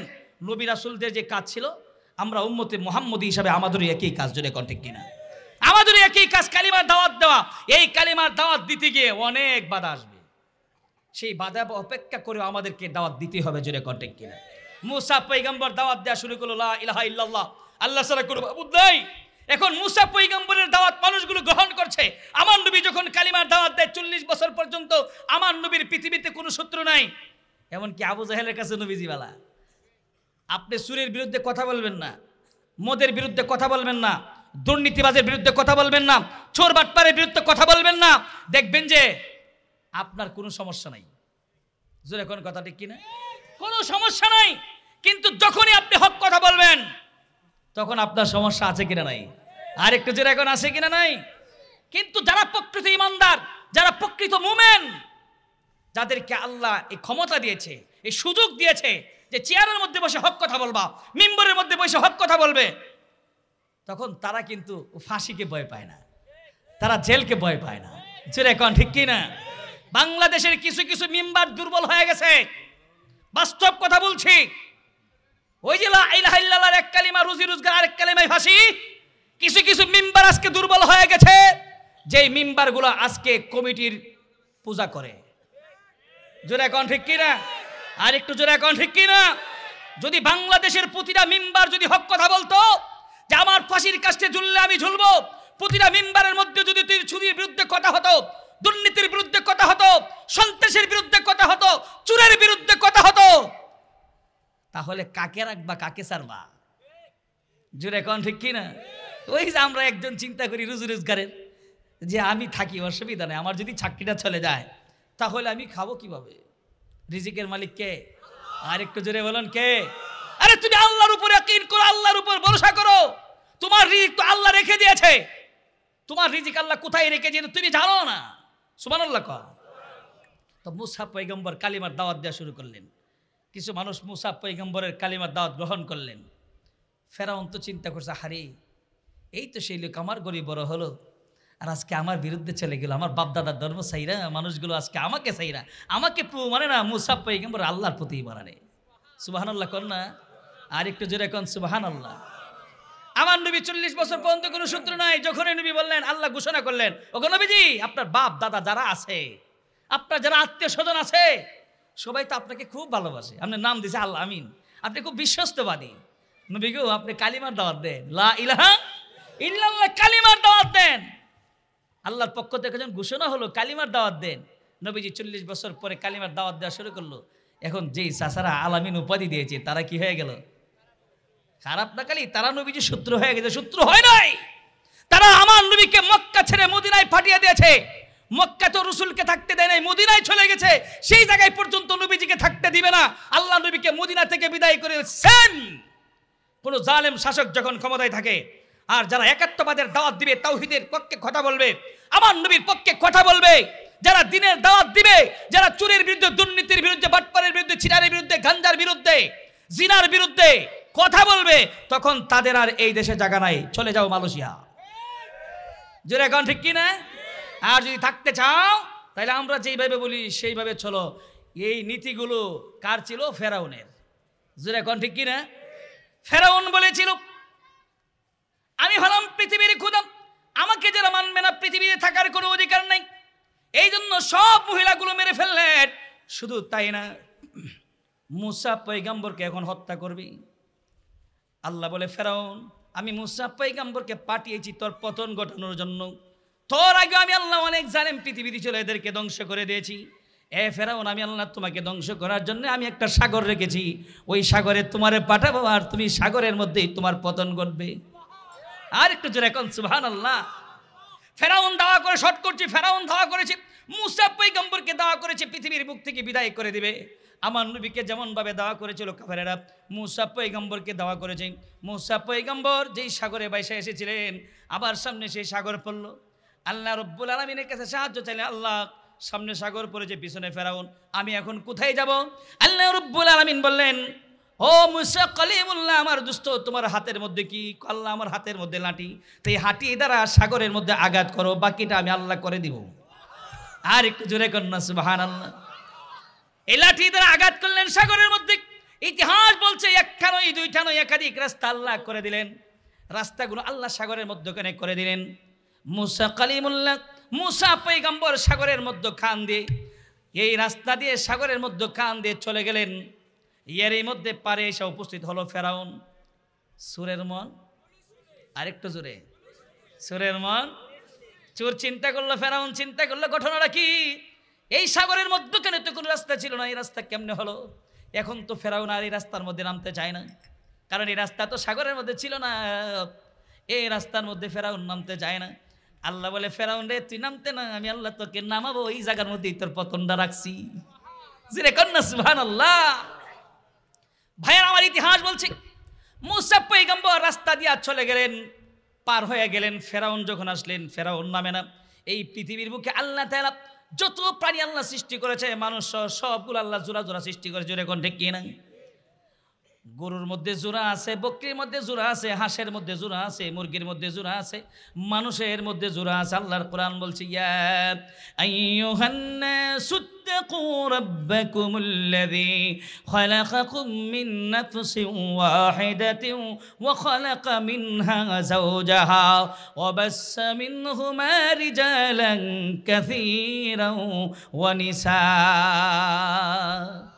আল্লাহ রব্বুল আলামিন মানুষকে আল্লাহ জোড়া জোড়া বানাইলেন। ফেরাউন ঘোড়ার উপর সোয়ার হয়ে এসেছে, এখন ঘোড়ার সাথে জোড়া আছে কিনা নাই? ঘোড়াও নামে না, ফেরাউনও নামে না। তাফসীর বলছে আল্লাহ রব্বুল আলামিন ফেরাউনকে নামানোর জন্য ঘোড়ার সামনে আল্লাহ জোড়া ভাড়াইলেন। জোড়া মানে ঘোড়ার সামনে আল্লাহ ঘুড়ি ভাড়াইলেন। চিৎকার দিয়ে এখন সুবহানাল্লাহ। ঘোড়ার সামনে আল্লাহ ঘুড়ি পাঠাইয়া দিলেন। ঘুড়ি যখন দিয়েছে ঘোড়ার সামনে দৌড়। ফেরাউন যে ঘোড়ার উপরে বসা আছে ঘোড়াও দিছে ঘুড়ি দিক্কা দূর। সুবহানাল্লাহ কয় না রে? আর একটু জোরে কোন সুবহানাল্লাহ। ঘুড়ি দিকা ঘোড়া যখন দিল দৌড়, ফেরাউন লিডার দিয়েছে দৌড়, ফেরাউনের ঘোড়া দিয়েছে দৌড়। ফেরাউনের পিছনে তার বাহিনীর আছে, তারাও দিছে ফেরাউনের পিছে পিছে দৌড়। আল্লাহ বলে, ফেরাউন রে, মুসা পয়গম্বরকে আসতে দিবে না। আমি আল্লাহ পাঠাইলাম রে, শুধু পাঠাইলাম না, তোর ঘরে পাঠাইলাম, তোরে থাপ্পড় দেওয়াইলাম, তোর ঘরে বরে করলাম। এখন তুই এই সাগরের মধ্যেই তোর পতন হবে। ভাইয়ারা আমার, এবার ফেরাউন সাগরের মধ্যখান দিয়ে যখন রওনা দিলেন, তার দলবল সহকারে রওনা দিলেন। সাগর বানিয়েছে কে? আসমান বানিয়েছে কে? জমিন বানিয়েছে কে? আল্লাহ বলে, সাগর আমি আল্লাহ তোমাকে বানালাম, তুমি যেমন ছিলা সাগর তুমি তেমন হয়ে যাও। আল্লাহ অর্ডার করতে দেরি হয়েছে, সাগর আবার পূর্বের নেই হয়ে গেছে। চিৎকার দিয়ে কন্যা সুবহানাল্লাহ। সাগর পূর্বের নেই হয়ে গেল। এখন ফেরাউন তার দলবল নিয়ে সাগরের মধ্যে হাবুডুবু খাইয়া দুনিয়া থেকে বিদায় হলো। এই ফেরাউন এখন কোথায় আছে? আর একটু আস্তে কোন, কোথায় আছে? এই ফেরাউনকে আল্লাহ তাআলা শেষ করে নাই। আল্লাহ এখন ফেরাউনকে শুটকি বানাইয়া মিশরের জাদুঘরে আল্লাহ রেখে দিয়েছে। এই জায়গার মধ্যেই এখন বর্তমান জালেমদেরকে দরবজরে কোন ঠিক কিনা? ভাইয়েরা আমার, আল্লাহ নবীজিকে জানাই দিলেন, নবী গো, আপনার আগে আমি আল্লাহ সামুদ জাতি পাঠাইছি, আদ জাতি পাঠাইছি, আব্রাহা বাহিনী পাঠাইছি। আপনার আগে আমি আল্লাহ পৃথিবীতে একজন শাসক পাঠিয়েছিলাম। এই শাসকের নাম ছিল ফেরাউন। এই শাসকের পতন হয়েছে সাগরে, ওই সাগরের মধ্যে পতন হয়েছে। আমি আল্লাহ ফেরাউনকে এখনো মিশরের জাদুঘরে রেখে দিয়েছি। যারা মিশরে গিয়েছেন তারা ফেরাউনের লাশ দেখেছেন। এখন প্রশ্ন হলো, আল্লাহ তাআলা ফেরাউনকে এখনো কেন পৃথিবীতে রেখে দিলেন? রেখে দেওয়ার কারণ কি? আল্লাহ ফেরাউনকে পৃথিবীতে রেখে দেওয়ার কারণ কি? এই কারণটা আমাদের জানার দরকার আছে কিনা না? আল্লাহ তাআলা এই সূরাগুলো কেন নাজিল করলেন? সূরা ফিল কেন নাজিল করলেন? আদ জাতির কথা আল্লাহ কেন এখানে বললেন? সামুদ জাতির কথা আল্লাহ এখানে কেন বললেন? ফেরাউনের কথা আল্লাহ কেন বললেন? বলার কারণ হলো, ওগো নবীজি, আপনার আগে যারা জালেম ছিল এদের পতন হয়েছে, আমি আল্লাহ তাদেরকে ধ্বংস করে দিয়েছি। নবী গো, আপনি নবী মক্কা সাইরা চলে গেছেন মদিনায়, আপনার বাপ দাদার বিটা সাইরা আপনি মদিনায় চলে গেছেন গো নবী। এই দিন প্রচার করতে গিয়ে, কালিমা প্রচার করতে গিয়ে আপনার চোখ থেকে জোর জোর করে পানি পড়ছে গো নবী। ওগো নবীজি, আপনার সাথে যারা জুলুম করেছে, অত্যাচার করেছে, নির্যাতন করেছে, আপনার বাপ দাদার বিটার মধ্যে আপনাকে থাকতে দেয় নাই, আপনাকে দেশান্তর করে দিয়েছে গো নবী। অচিরে সময় আসতেছে গো নবী, আপনার হাতে আমি আল্লাহ মক্কা বিজয়ীটা দান করব। إذا جاء نصر الله والفتح ورأيت الناس يدخلون في دين الله أفواجا الله أكبر। ওগো নবীজি, আমি আল্লাহ আপনার হাতে মক্কা বিজয় দান করব, আর সেই দিন আপনি তাকায় তাকায় দেখবেন মানুষগুলো ইসলামের দিকে ধাবিত হচ্ছে। ওগো নবীজি, সেই দিন আপনার থাকবে বড় আনন্দের দিন। আর একটু জোরে কান সুবহানাল্লাহ। আমার ভাইরা, ফেরাউনকে আল্লাহ কেন রেখে দিলেন? কেন আল্লাহ এখনো ফেরাউনকে রেখে দিলেন? রেখে দেওয়ার কারণ কি?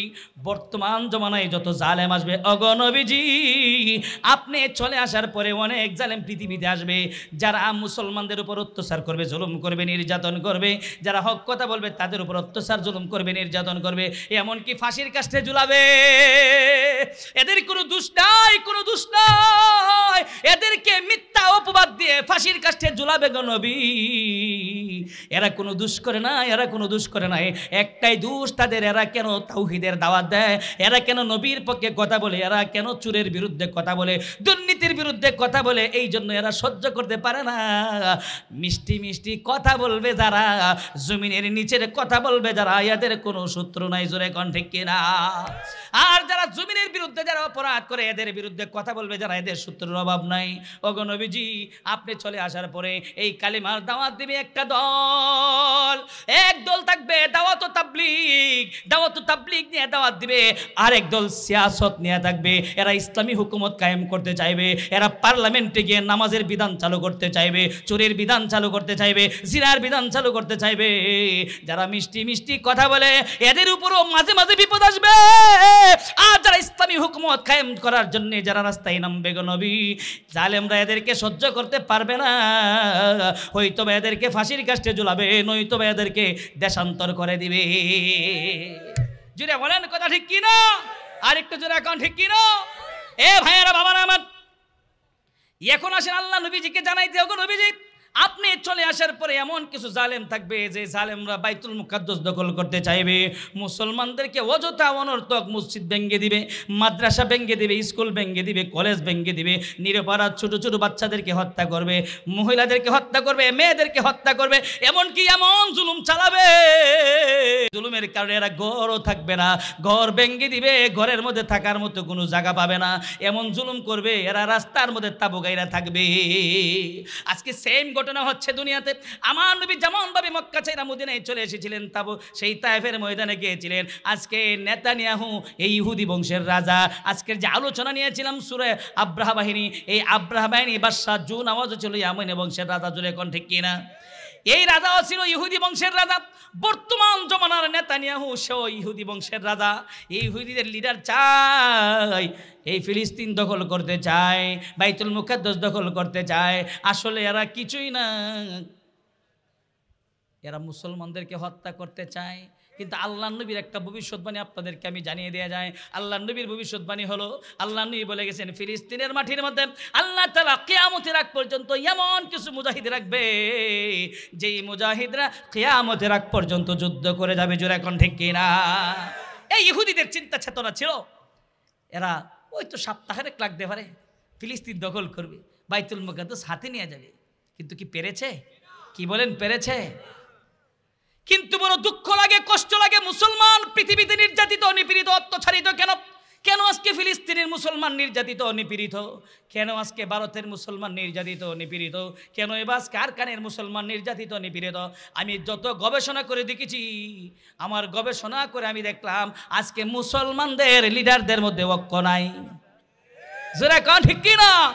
আমি যেটা গবেষণা করে পেলাম, মুসলমানদের মধ্যে লিডারদের মধ্যে ঐক্য না করার কারণে আজকে মুসলমান চতুর্দিকে মার খাচ্ছে। জোরে কোন ঠিক কিনা? যেই দিন মুসলমানদের লিডারগুলো এক হয়ে যাবে, সেই দিন ফিলিস্তিনের মাটিতে একটা বোমাও নেতানিয়াহু ফেলতে পারবে না। জোরে কোন ঠিক কিনা? এই জন্য আমি একটা উদাহরণ দিয়ে থাকি। মুসলমানদের মধ্যে দুই প্রকার মুসলমান, এক হলো মৌমাছির মতো স্বভাব, আর এক হলো মাছির মতো স্বভাব। কিসের মতো? এক হলো মৌমাছির মতো স্বভাব, আর এক হলো মাছির মতো স্বভাব। মৌমাছির মতো স্বভাব কি? মৌমাছির একটা গুণ বলি আপনাদেরকে।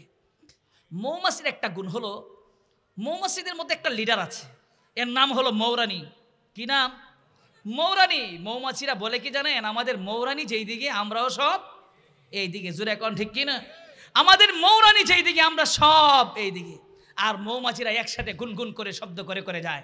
এরা একটা গান গায়। কি গান গায় জানেননি? হুজুর, আবার মৌমাছিরা গান গায়। এরা গান গায় ভালো জায়গা, যে জায়গায় যেখানে ভালো জিনিস সেখানে আমরা আছি, যেই জায়গায় মধু আছে সেই জায়গায় আমরা আছি, যেই জায়গায় ফুল আছে সেই জায়গায় আমরা আছি। আমরা কোনো খারাপ জায়গার মধ্যে নাই, নাপাক জায়গার মধ্যে নাই। জুড়ে কোন ঠিক কিনা?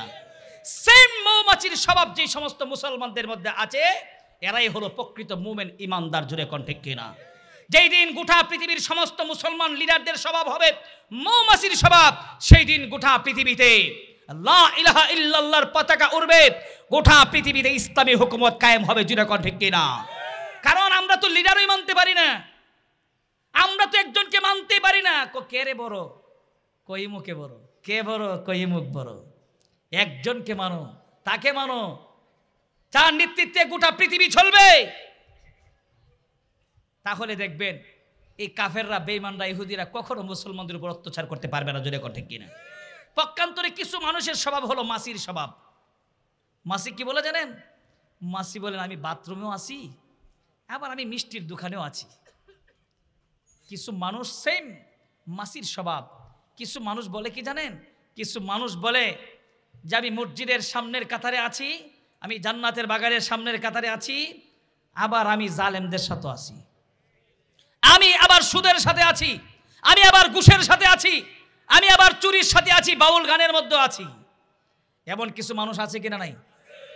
এদেরকে কোরআনের ভাষায় বলা হয় মুনাফিক। এদেরকে কোরআনের ভাষায় কি বলা হয়?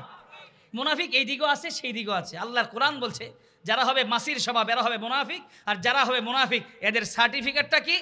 ইন্নাল মুনাফিকিনা ফি দারকিল আসফালি মিনান নার। যারা হবে মুনাফিক তাদের ঠিকানা হবে জাহান্নামের সর্বনিম্ন স্তরে। জোরে কথা ঠিক কিনা? আমার ভাইরা বলতেছিলাম, আল্লাহর নবীর ভবিষ্যৎবাণী হলো এই ফিলিস্তিনের মাটি কখনোই নেতানিয়াহু দখল করতে পারবে না। ও ছিঁড়ে আল্লাহ তাআলার গজব নেমে আসবে। আমেরিকা সুপার পাওয়ার রাষ্ট্র। আল্লাহ বলেন আমেরিকার বাহাদুরি সেকেন্ডের ভিতরে আমি ধ্বংস, সেকেন্ডের ভিতরে আমি শেষ করে দিতে পারি। যেমন 1 থেকে 2 বছর আগের কথাই বলি, মাত্র 2 বছর আগের কথা বলি, যে আল্লাহ তুফানের মাধ্যমে শক্তি ধ্বংস করে দিতে পারে, যে আল্লাহ ভূমিকম্পের মাধ্যমে ধ্বংস করে দিতে পারে।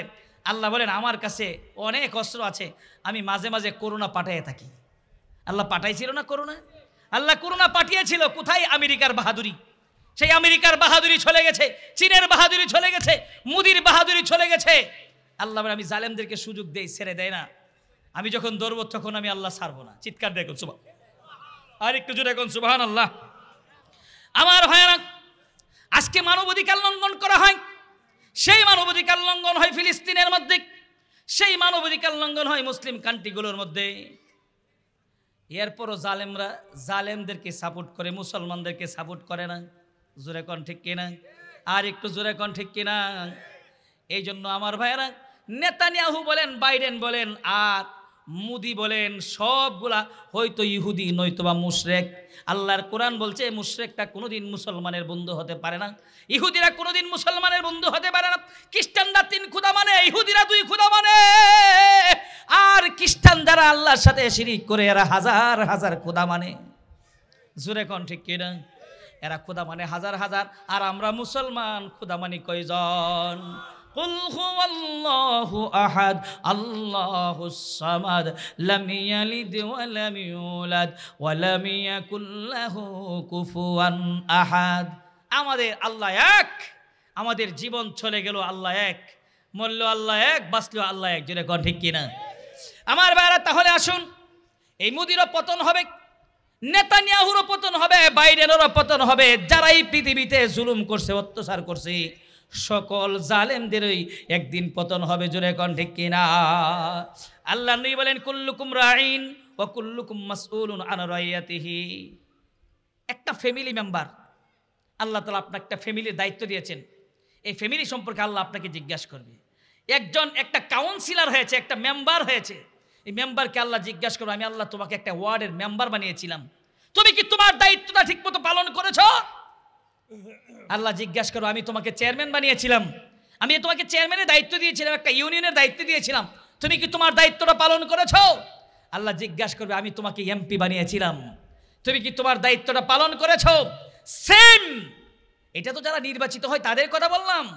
যারা বিচারক হয়, কিছু বিচারক আছে গ্রাম্য বিচারক, কিছু বিচারক আছে ইউনিয়ন ভিত্তিক বিচারক, কিছু বিচারক আছে উপজেলা ভিত্তিক বিচারক, কিছু বিচারক আছে জেলা ভিত্তিক বিচারক, কিছু বিচারক আছে যারা সুপ্রিম কোর্টের বিচারক, হাইকোর্টের বিচারক, জজ কোর্টের বিচারক।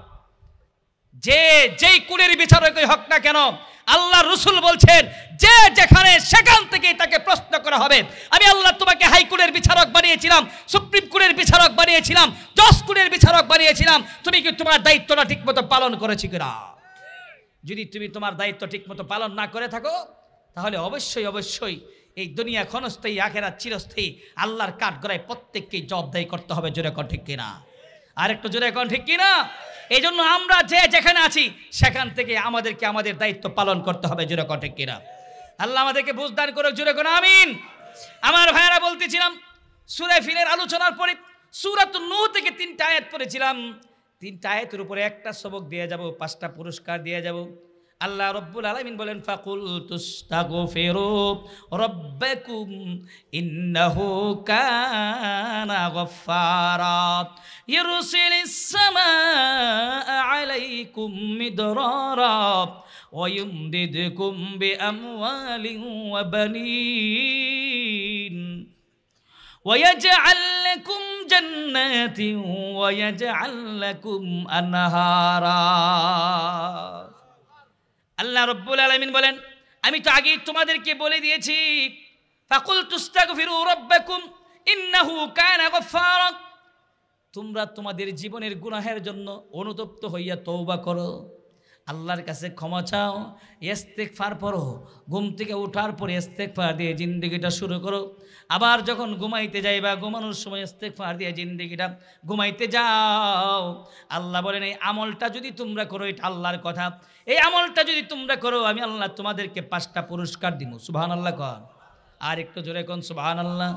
আল্লাহ বলেন আমি আল্লাহ তোমাদেরকে 5টা পুরস্কার দিমু। 1 নাম্বার পুরস্কার ইন্নাহু কানা গফফারা, আল্লাহ বলেন প্রথম নাম্বার পুরস্কার আমি আল্লাহ তোমাদের জিন্দেগির সব গুনাহগাটা মাফ করে দিব। জোরে কোন সুবহানাল্লাহ। 2 নাম্বার পুরস্কার ইউরসিলিস সামাআ আলাইকুম মিদরারা, আল্লাহ বলে বান্দারে তুমি যদি আমলটা করে ইস্তেগফারের আমল করো, সকালে ঘুম থেকে ওইটাই শুরু করবে আস্তাগফিরুল্লাহ রাব্বি মিন কুল্লি যামবি ওয়া আতুবু ইলাইহি লা হাওলা ওয়ালা কুওয়াতা ইল্লা বিল্লাহিল আলিয়্যিল আযীম।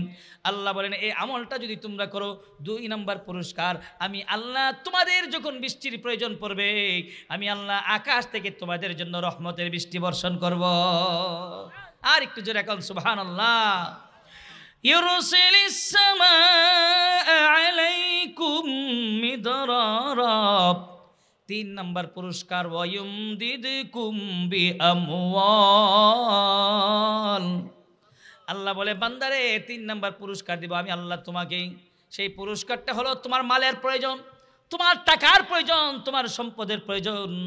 আল্লাহ বলে বান্দা তোর কত টাকার দরকার, কত মালের দরকার, কত সম্পদের দরকার, তুই আমলটা করবে সকাল বিকাল 24 ঘন্টায়, যখনই তুই সুযোগ পাবে আমলটা করবে আমি আল্লাহ তোকে 3 নাম্বার পুরস্কার আমি আল্লাহ তোকে মালের মালিক বানায়া দিব। সম্পদ দেওয়ার মালিক কে? বাড়িঘর বানায়া দে কে? টাকার মালিক আল্লাহ, সম্পদের মালিক আল্লাহ। আল্লাহ রব্বুল আলামিন বলেন তুই আমলটা চালিয়ে যাবে 3 নাম্বার পুরস্কার আমি আল্লাহ তোকে মালের মালিক বানায়া দিব। 4 নাম্বার পুরস্কার ওয়াবানিন, আল্লাহ বলে বান্দা আমি আল্লাহ তোকে 4 নাম্বার পুরস্কার দিব। সেই 4 নাম্বার পুরস্কার হলো তোর সন্তানের দরকার, তোর ছেলের দরকার, তোর মেয়ের দরকার।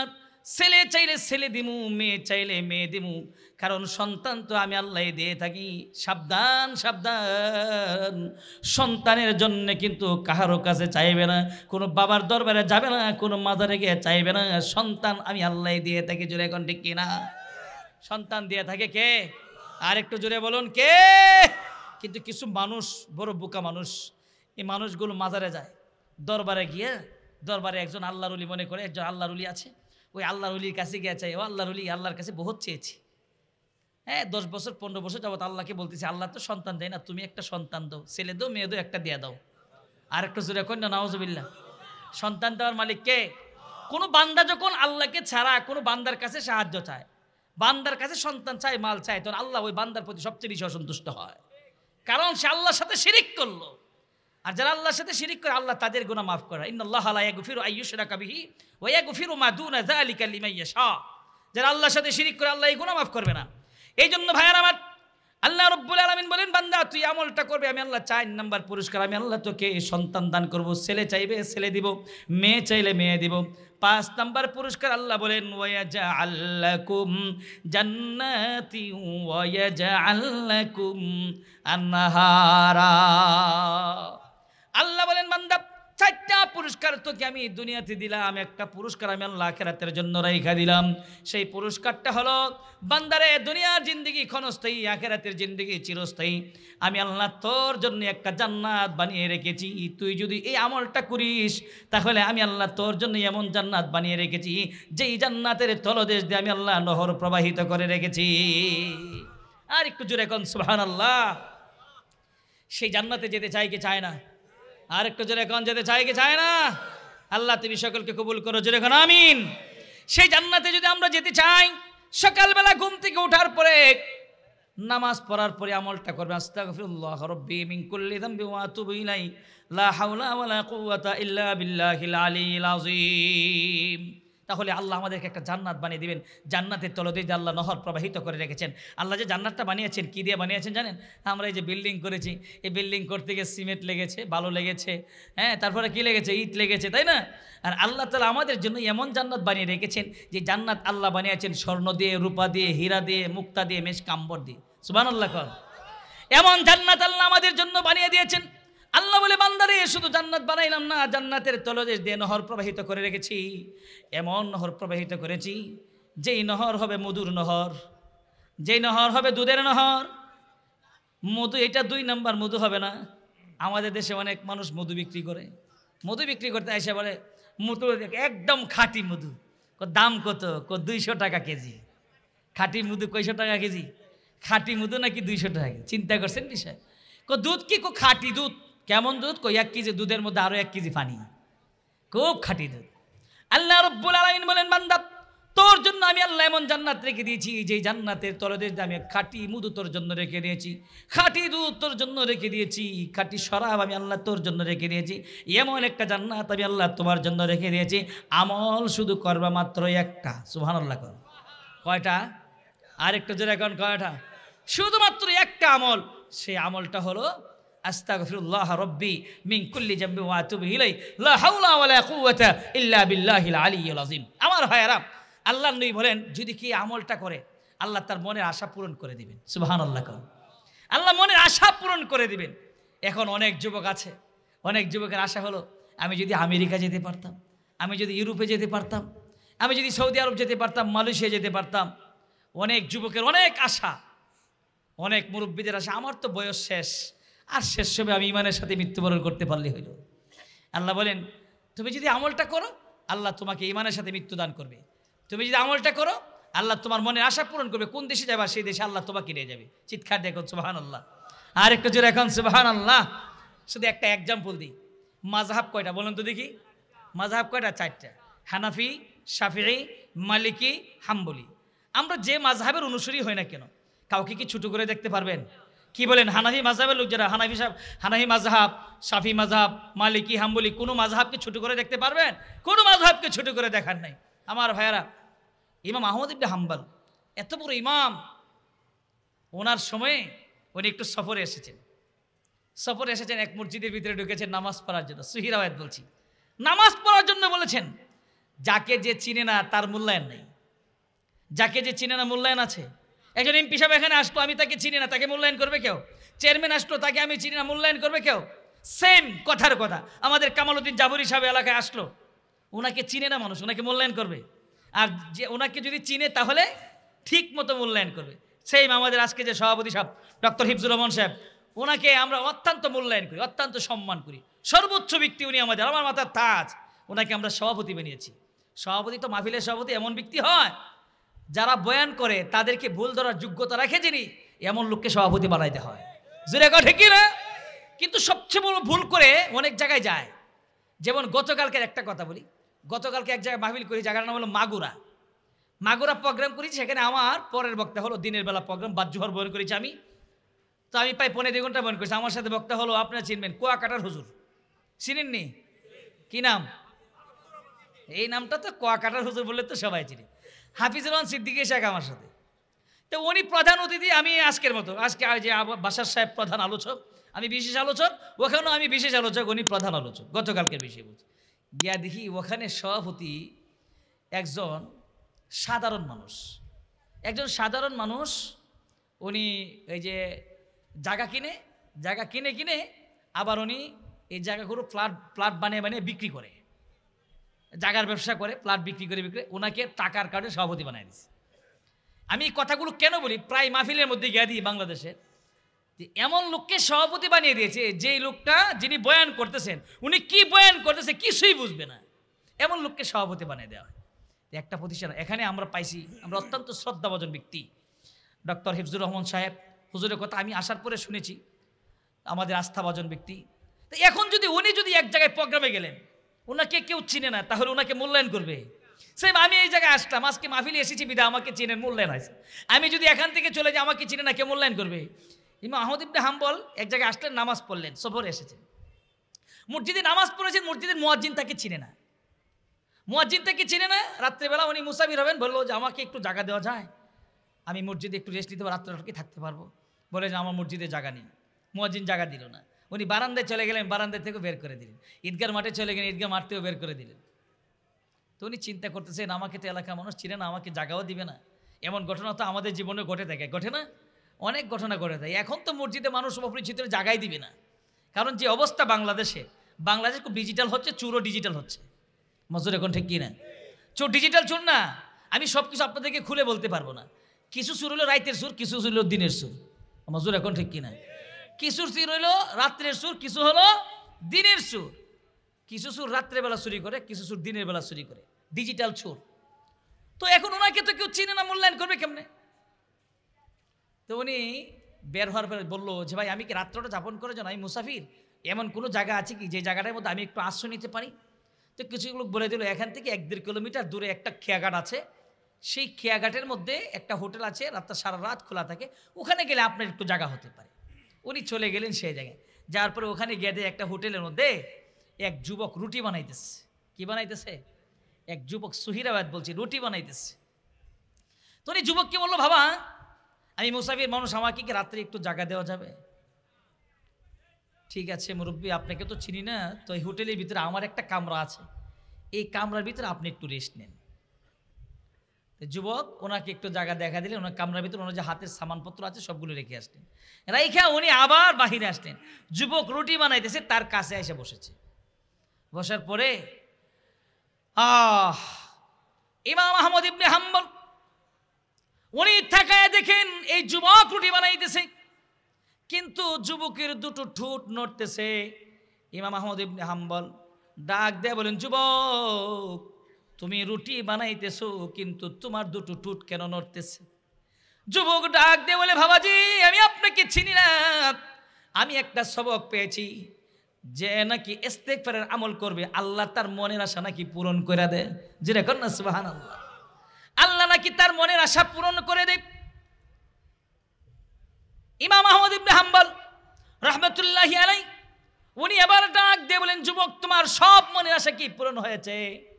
আমার সব মনের আশা পূরণ হয়েছে, কিন্তু একটা আশা আমার পূরণ হয় নাই। কোন আশাটা তোমার পূরণ হয় নাই?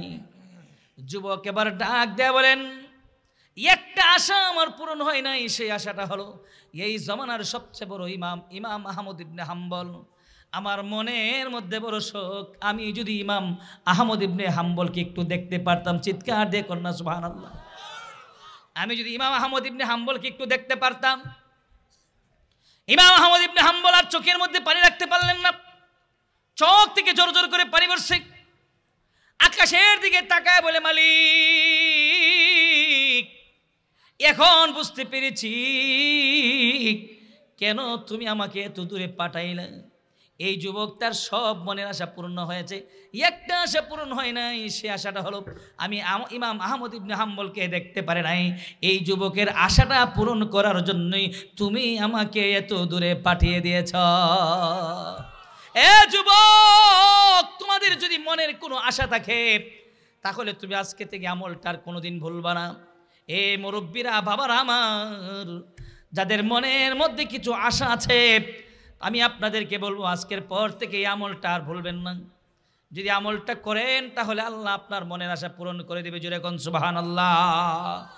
আমার ভাইয়ারা, তাহলে আসুন একটা মাত্র সবক দিলাম, আস্তাগফিরুল্লাহ রাব্বি মিন কুল্লি যামবি ওয়া আতুবু ইলাইহি, লা হাওলা ওয়ালা কুওয়াতা ইল্লা বিল্লাহিল আলিয়্যিল আযীম। এই আমলটা যদি আমরা করি তাহলে আল্লাহ আমাদেরকে কয়টা পুরস্কার দিবেন? আর একটু জোরে বলেন, কয়টা পুরস্কার দিবেন? 1 নাম্বার পুরস্কার জিন্দেগীর সব গুনাহ মাফ। 2 নাম্বার পুরস্কার আকাশ থেকে রহমতের বৃষ্টি, আকাশ থেকে রহমতের বৃষ্টি। 2 নাম্বার পুরস্কার আকাশ থেকে রহমতের বৃষ্টি। 3 নাম্বার পুরস্কার আল্লাহ আমাদেরকে মাল দিবেন, টাকা পয়সা সম্পদ আল্লাহ আমাদেরকে দিবেন। 4 নাম্বার পুরস্কার আল্লাহ আমাদেরকে সন্তানাদি দান করবেন। আল্লাহ ছেলে চাইলে ছেলে দিবেন, মেয়ে চাইলে মেয়ে দিবেন। আর 5 নাম্বার পুরস্কার আল্লাহ তাআলা আমাদের জন্য জান্নাত রেখে দিয়েছেন। জোরে কোন সুবহানাল্লাহ। হাদিসটা পড়েছিলাম, হাদিসটার তরজমা করতে করতে সময় আমার যতটুকু আছে ততটুকু শেষ হয়ে যাবে। আমার ভাইয়েরা, আল্লাহ নবী বলেন 3 ব্যক্তি দোয়া আল্লাহর দরবারে সরাসরি কবুল হয়ে যাবে। 1 নাম্বার দাওয়াতুল মজলুম, মজলুম ব্যক্তির চোখের পানি আল্লাহর দরবারে কবুল হয়ে যায়। আজকের আলোচনা, প্রথম যে আলোচনা নিয়েছি, এই আলোচনার এখন ফিনিশিংটা দিয়ে যাচ্ছি। এই বাংলাদেশের মধ্যে যদি কোনো মজলুম ব্যক্তি থেকে থাকেন তাহলে কষ্ট নেওয়ার কিছু নাই, মনের মধ্যে কষ্ট নেওয়ার কিছু নাই। ইমানদার অবশ্যই পরীক্ষা না দিয়ে উত্তীর্ণ হতে পারবে না। অবশ্যই আল্লাহ আপনার কাছ থেকে পরীক্ষা নেবেন। আল্লাহ সূরা বাকারার মধ্যে বলে দিয়েছেন, ওয়ালা নাবলুওয়ান্নাকুম বিশাইইম মিনাল খাউফি ওয়াল জু'i ওয়া নাকসিম মিনাল আমওয়ালি ওয়াল আনফুসি ওয়াথ থামারাত ওয়া বাশশিরিস সাবিরিন। যারা প্রকৃত ইমানদার মুমিন, আল্লাহ তাদেরকে 5টা পরীক্ষা করবেন। আল্লাহ তারা সূরা বাকারার মধ্যে বলে দিয়েছেন, আল্লাহ 5টা পরীক্ষা করবেন। এই আলোচনা আজকে না, এই জন্য আপনাদেরকে পরীক্ষা দিতে হবে। পরীক্ষা না দিয়ে উত্তীর্ণ হওয়া যাবে না। আমরা যারা মজলুম আছি, নির্যাতিত, নিপীড়িত, অত্যাচারিত, প্রত্যেকটা জায়গায় জায়গায় কিছু মজলুমও আছে, কিছু জালেমও আছে। সেটা এখন ঠিক কি না? প্রত্যেকটা জায়গায় জায়গায় কিছু জালেম আছে, কিছু মজলুম আছে। যারা মজলুম, টেনশন করার কোনো কারণ নাই, আল্লাহ আমাদেরকে পরীক্ষা নিচ্ছেন। অবশ্যই অবশ্যই এই জালেমদের পতন একদিন হবে। জোরে এখন ঠিক কিনা? এই জন্য নেতানিয়াহু বলি, বাইডেন বলি, মোদি বলি, এই পৃথিবীর মধ্যে যতই জালেম শাসক থাকুক না কেন, প্রত্যেকটা জালেম শাসকের একদিন পতন হবে। জোরে এখন ঠিক কিনা? আমার ভাইরা, 2 নম্বর হলো মুসাফির ব্যক্তি তো আল্লাহর দরবারে সরাসরি কবুল হয়ে যায়। আমি এখন মুসাফির, বের হয়েছি কিশোরগঞ্জ থেকে, গেলাম আমি মাগুরা, আসলাম আমি কুমিল্লা, এখনই আবার চলে যাব বিবাড়িয়া। ভাইয়েরা আমার, আমি মুসাফির ব্যক্তির চোখের পানি আল্লাহর নবী বলেন, মুসাফির ব্যক্তির দোয়া আল্লাহর দরবারে সরাসরি কবুল হয়ে যায়। লা শাক্কা ফিহি, এর মধ্যে কোনো সন্দেহ নাই। নাম্বার 3, ওয়া দাওয়াতুল ওয়ালিদ আলা ওয়ালাদিহি, আমার নবী বলেন পিতা মাতার দোয়া আল্লাহর দরবারে সরাসরি কবুল হয়ে যায়। এই পৃথিবীর বুকে নিজ সাথে ভালোবাসে 2 জন, একজনের নাম হলো আম্মা, আরেকজনের নাম হলো আব্বা। আম্মার দোয়া আল্লাহর দরবারে সরাসরি কবুল হয়ে যায়, আব্বার দোয়া আল্লাহর দরবারে সরাসরি কবুল হয়ে যায়। এখানে যারা এসেছেন, আপনার ঘরের মধ্যে আপনার আম্মা আছে, আপনার আম্মার সাথে আপনি কখনোই বেয়াদবি করবেন না, কারণ আপনার ঘরের মধ্যে আম্মা আছে। রাসূল বলেন আপনার ঘরের মধ্যে কবুল হজ আছে। সুবহানাল্লাহ কোন, আর একটু জোরে কোন সুবহানাল্লাহ। এই জন্য মার সাথে বেয়াদবি করা যাবে না। মার দোয়া আল্লাহর দরবারে সরাসরি কবুল হয়ে যায়, বাবার দোয়া আল্লাহর দরবারে সরাসরি কবুল হয়ে যায়। মশির ভাইয়ের একটা গজল আমি না বললেন, শেষ মুহূর্তে গজলটা আমি বলে যাই। পৃথিবীর মধ্যে সর্বশ্রেষ্ঠ আদর্শবান ব্যক্তির নাম হলো বাবা, সর্বশ্রেষ্ঠ উস্তাদ হলো মা এবং আব্বা। জোরে এখন ঠিক কিনা? মা ভালো যার, মেয়ে ভালো তার, বাপ ভালো যার, ছেলে ভালো তার। এই জন্য যাদের আব্বা নাই, আপনাদেরকে বলছি, বাবা হলো শ্রেষ্ঠ মানুষ। বাবা তুমি আমার 2 চোখে দেখা পৃথিবীর সেরা মানুষ। বাবা, ও বাবা, বাবা, ও বাবা, বাবা তুমি আমার 2 চোখে দেখা পৃথিবীর সেরা মানুষ, পৃথিবীর সেরা মানুষ। যে কথাগুলো বললাম এতক্ষণ আপনাদের সামনে পরে 2 ঘন্টা, 7টা থেকে নিয়ে 8টা 45, এখন 8টা 45 বাজে সমান। আপনাদের কাছ থেকে দোয়া নিতে এসেছি, আপনারা আমার জন্য দোয়া করবেন, আমি আপনাদের জন্য দোয়া করি। যে কথাগুলো বলেছি আল্লাহ আমাকে আমল করার তৌফিক দান করুক, আপনাদের সকলকে আমল করার তৌফিক দান করুক। আসসালামু আলাইকুম ওয়া রাহমাতুল্লাহি ওয়া বারাকাতুহু।